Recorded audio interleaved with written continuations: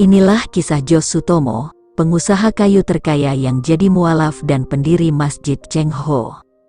Nama Jos Sutomo begitu lekat dikenal sebagai pembisnis yang masuk jajaran 150 orang terkaya di Indonesia versi Globe Asia pada tahun 2017 dengan menempati posisi ke-93.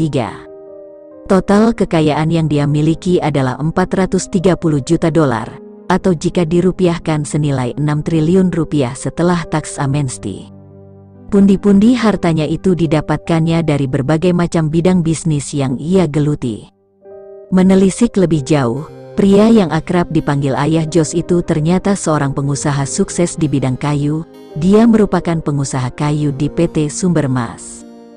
Diketahui perusahaan itu menjadi induk dari 5 perusahaan lainnya, yakni PT Kayan River Industries Plywood, KRIP, PT Meranti Sakti Indah Plywood, MSIP, PT Meranti Sakti Indonesia, MSI, PT Dirga Rimba, dan PT Estetika Rimba.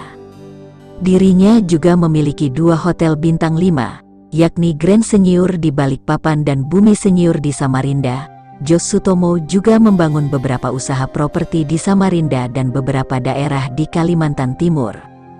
Pengusaha keturunan Tionghoa tersebut rupanya memutuskan untuk memeluk agama Islam.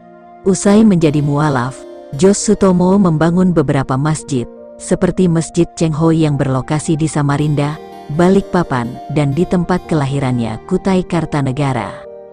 Meski berlimpah harta kekayaan yang ia miliki, namun Jos Sutomo justru tidak tamak harta. Dia dikenal sebagai sosok yang religius, ramah dan dermawan, dibuktikan dengan kegiatannya yang kerap berbagi dan menyediakan fasilitas bagi sesama. Jos Sutomo juga berinvestasi di bidang pendidikan, yakni melalui Yayasan Fastabikul Khairat, dan ia juga berencana membangunkan rumah sakit.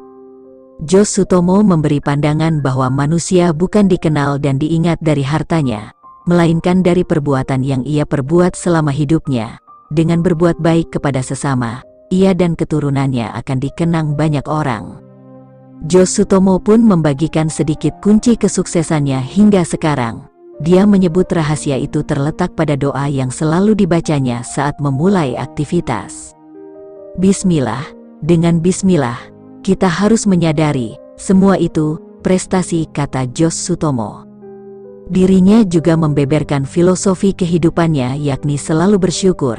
Dia pernah mengatakan ingin jadi manusia yang selalu bersyukur kepada semua nikmat yang diberikan Allah.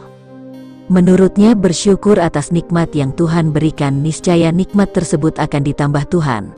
Namun jika kufur dengan nikmat tersebut maka azab Tuhan akan sangat pedih, sehingga nikmat yang datang kepadanya menjadi berkah tak terhingga.